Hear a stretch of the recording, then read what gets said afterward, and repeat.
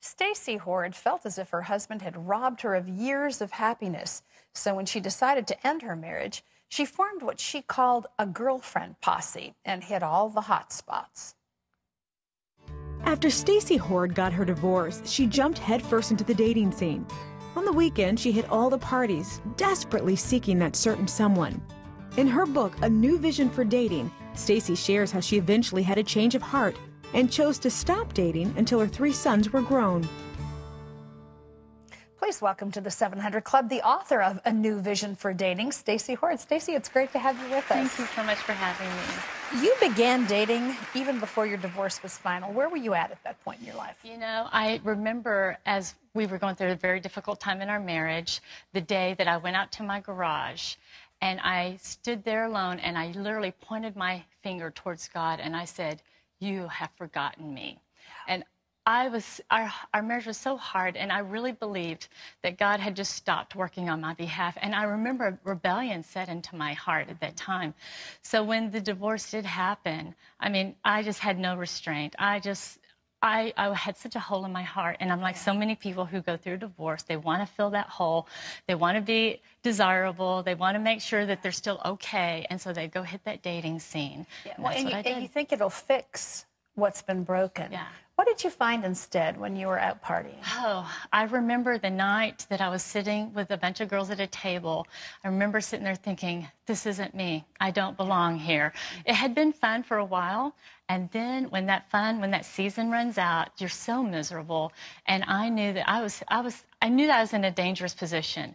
If I didn't start calling out to God and change some things, I had become so desensitized and had adopted the world's way of viewing this. I knew I was in trouble. What made you decide to take a time out from dating? I mean, you could have just pulled away from the party scene and still have dated, but you actually decided to take a break there. Tell me what went through your heart. You know, that was a move of God. I don't think you can just conjure up the will to do that sort of thing. The night I was driving home, as I mentioned in the first book of the chapter, I had hit bottom, and I called out to, I was so raw and dry, I didn't know how to pray at that point. I just hadn't had any communication with God. But I knew, going back to my childhood, there was so much power in the name Jesus. If I could just say the name Jesus. So I'm driving down the highway, and I just whispered it, and I just said, Jesus. Then I drove a little further, and I just started getting louder. And before you knew it, that's all I said, but I was just yelling it, Jesus. That's all I said that night. There were no angels. There was no miraculous delivery. But 2 nights later, I end up going to my church, and I'm sitting out in the parking lot, and a woman starts approaching my car. And she approached me, and she said, "Is everything okay with you?" And I said, "I'm fine." And she said, "Well, I just need to let you know that 2 nights ago, about 2:30 in the morning, God woke me up in the middle of the night to pray for you. And I don't know what it was about, but I knew I needed to pray for you." And I knew that was God waking someone up in the middle of the night to finish a prayer that I couldn't finish. And it warmed me up. It softened me. And I thought, this is the shepherd who'll leave the 99 and go find the one who was lost. And I saw it just, I wanted then to see what else he would do for me. I got so excited about his restoration.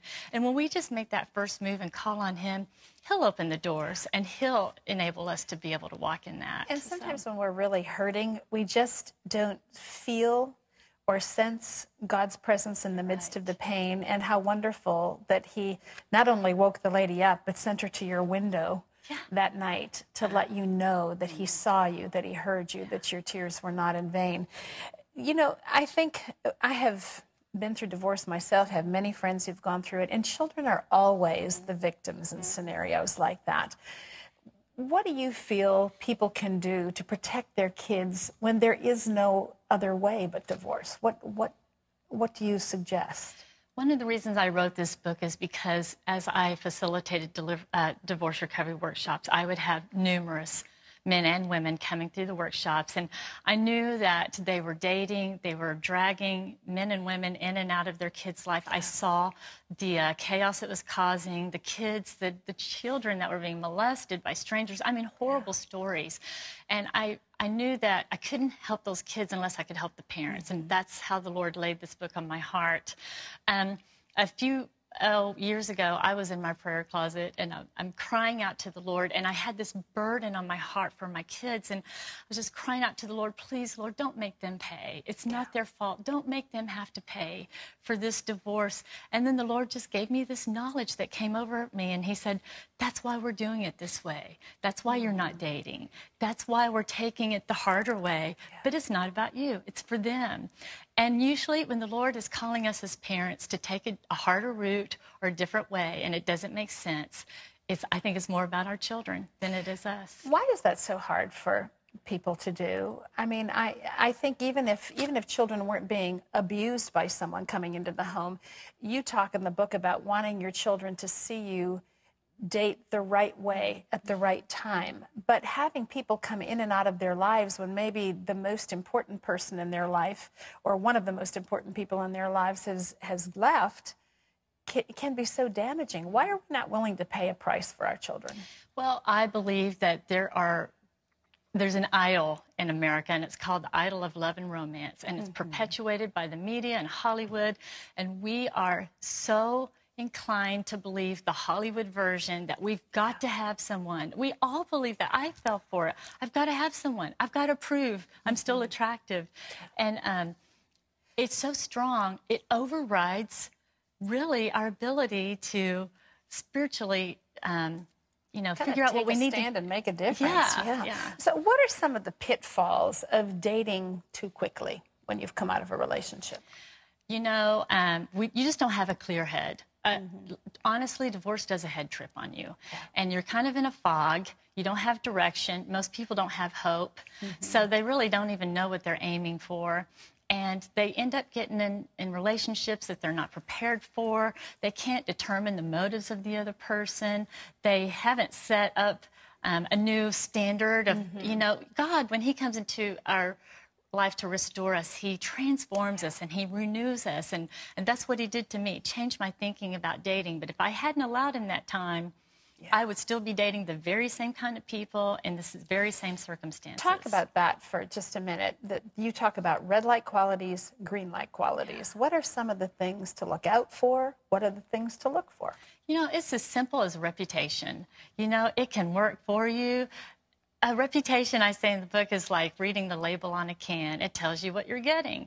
So if you hear continuously from good people that you consider wise, I don't know about this person. I just have some questions here. I think that's just something you ought to take to the Lord. Right. Yeah.